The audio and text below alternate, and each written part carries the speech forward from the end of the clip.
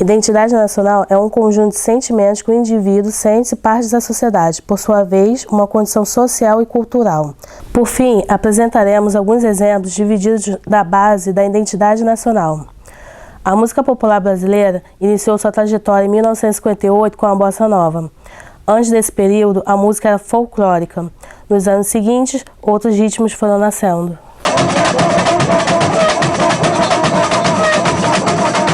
Entre as manifestações culturais da região Nordeste estão danças e festas como Bumba Meu Boi, Maracatu, Carnaval, Frevo e Capoeira.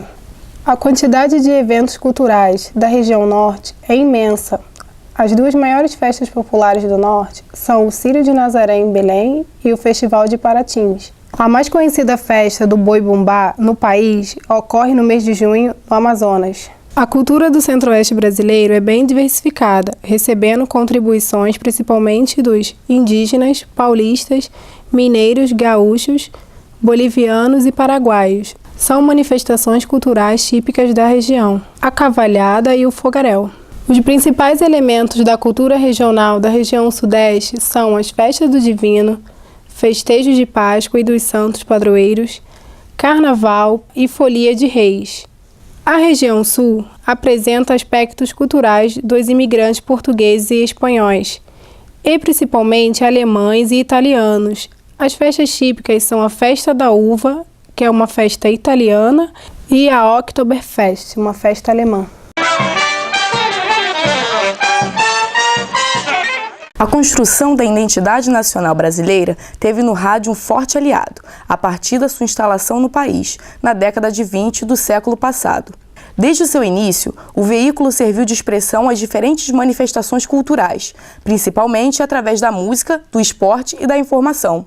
Mas possibilitou também outros usos, como o político e também, mais recentemente, o religioso. Assim como vários países latino-americanos, o Brasil viveu forte movimento nacionalista na primeira metade do século XX.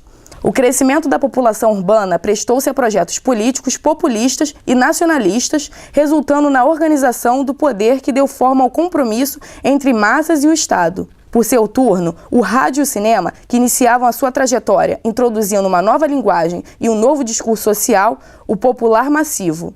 Estas tecnologias de comunicação tiveram, assim, a sua relação com a cultura mediada por um projeto estatal de modernização político, mas também cultural. À época, não era possível transformar esses países em nações sem criar neles uma cultura nacional. Boa noite. Em Brasília, 19 horas.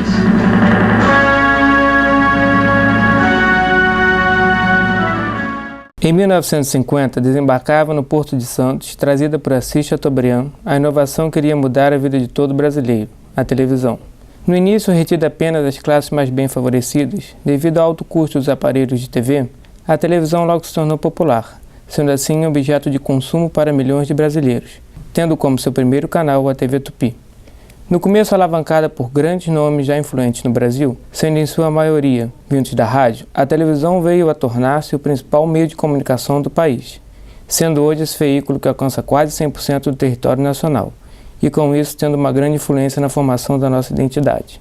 Após mais de 60 anos de chegar ao Brasil, a televisão dita padrões, manipula opiniões, impõe normas de consumo e ainda se mantém no dia a dia de milhões de brasileiros.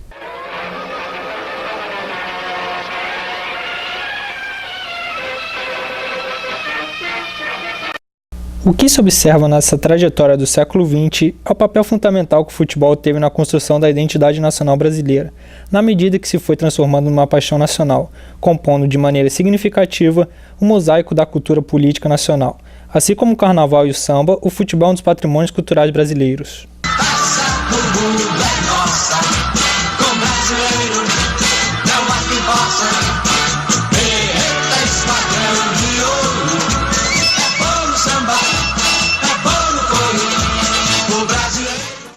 A política brasileira, do ponto de vista da identidade nacional, nunca teve uma cultura única. Na realidade, ela é o reflexo dos impulsos de países mais desenvolvidos, somados às necessidades dos países menores.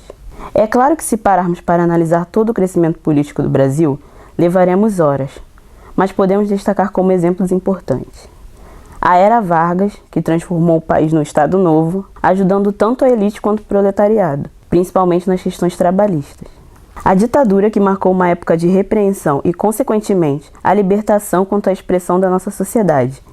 E, mais recentemente, a posse de Dilma, quebrando assim outros padrões, tornando-se a primeira mulher presidente em nosso país. Porém, todos esses avanços na política devem-se diretamente ao povo, seja por meio da nossa até então teórica democracia ou por meio de revoltas e protestos gerados ao longo do tempo.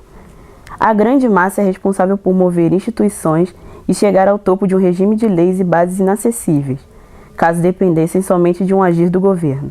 Basicamente, o Brasil se resume a uma democracia representativa.